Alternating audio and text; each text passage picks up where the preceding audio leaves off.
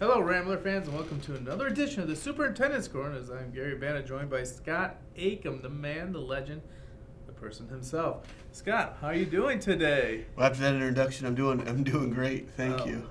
Well, How are good. you? I'm doing very well, very well. Yeah. Are you going out for Deer Day? I am. That is the plan. So hopefully we'll be out early and come back in early. Hopefully we'll have some success in the morning. But no, I enjoy hunting and I enjoy being out in the woods. Are you? No, I've never shot a gun in my life, and really not that interested in that. I grew up in the hood over by Pontiac, Michigan, where you could get yourself in trouble if you played your soundtrack to Little Orphan Annie too loudly in the Geo Tracker. So I do not hunt, just out of the reason that I mentioned above. So it's a busy time here. I mean, sports is wrapped up, and we're kind of in a little transition, but really things don't slow down because you still got bond stuff going on here. Can you give us an update on the track? Yeah, so track, we are finalizing our documents to go out for bid. I'm hoping they'll go out to bid early next week. We're hoping to have everything kind of finalized by Friday and then out to bid early next week. And then we'll have about a 2-week time where people can put in their proposals. Yeah, so that's keeping us pretty busy with that. Other bond news too with that is we also the board just approved last night to order 3 more buses. So we're working on that today to get those ordered. So hopefully we'll have them in the spring and all ready to go for the start of the school year, so we won't be in a holding pattern like we were this year. Well, that would be great because it took, about 5 months to get the buses, actually? It took a long time, yeah. Probably longer than 5 months. See, we ordered them the election was May 2nd. I think we ordered them May 3rd. They came, 5 months probably. I think they came in September, so. Now, the track's not the only renovations that are on the table right now. There's something about the gym floor? Yeah, so we're still working on the middle school gym floor. We just received bids in for asbestos abatement for the mastic, which is underneath the floor, the glue there. And then we'll be going out to bid for the floor replacement as well.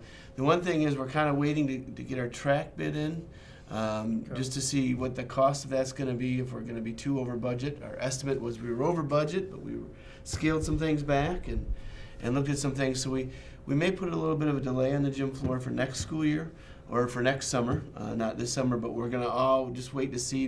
We want to make sure that we're being wise with our money and make sure that we're able to accomplish all those tasks. So we're still in that process, but it's just a potential possibility that we may just focus on the track, make sure that's completed, and then focus on the gym floor next year. Okay. Hopefully we'll be able to get them both done, but we want to be wise. So, other things that were in the bond was security. Yep, so that was in the sinking fund, the secure entries. Okay. Was in the sinking fund, and we're still proceeding with that. We're kind of moving that to the priority over the gym floor. Those should be going out to bid here real soon. We're finalizing the drawings, hopefully this week, and then we will have those out to bid as well. So a lot of moving pieces right now to get those in place for the summer. I mean, we're planning well in advance. Okay. So hopefully we'll get some cheaper rates by being this far ahead. Well, excellent. So that's bond and sinking fund updates. Yeah. Now, you and I, we got to take a great trip to Wisconsin to watch a Michigan football game. You did. As the McBain Ramblers took on Menominee, and the girls volleyball and cross country had states in the last 2 weeks. Give us an update of the wrap-up of the fall sports season. Yeah, it was an excellent fall sports season. It was a great year to be a Rambler in the fall. Our cross-country team, we had 2 runners qualify for the state run, Chelsea Isinga and Caden Hinton, and they both performed very well at the states. I heard it's quite a trip, that if you ever get a chance to go down to watch that it's worth going to. Girls volleyball improved as the season went on. We were able to win our district title. I believe it's our 4th straight district championship in girls volleyball. Unfortunately, they lost in the first round of regionals, but it was a good season for our girls volleyball team. And our boys football team, they also won district, improved throughout the season as the season went on. and we're able to, they won district down in Beaverton. And then, as you said, we traveled to Menominee, stayed in Marinette, which is Wisconsin, with my people, my Packer fans. Oh, yeah. And no, they unfortunately lost to Menominee. It was a good football team, good experience for the boys. Looking forward to next season to see what they're able to do next year. You know, I went to a Lions game earlier this year, Mm-hmm. and they had a little thing on the screen about this guy from Houghton in a Lions jersey. And I turned to my wife and I said, "Hey, honey, that's the one. That's the one Lions fan in the UP." That's right. So They're few and far between up there.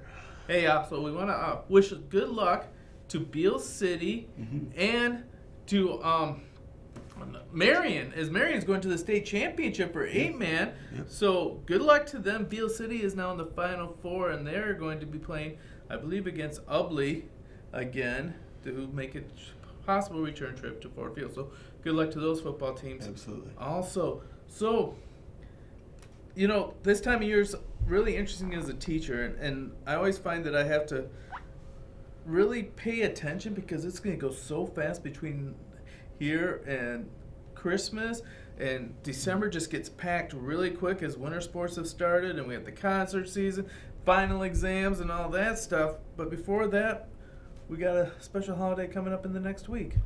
Yeah, Thanksgiving. You know, it's a good time to reflect on what we can be thankful for. And, you know, I'm very thankful to live in this country and everything that we have. But Thanksgiving is coming up. Starting on Wednesday is a half day for students, and then we'll be returning that following Monday. And we'll be able to hopefully watch the Packers beat the Lions on Thanksgiving Day.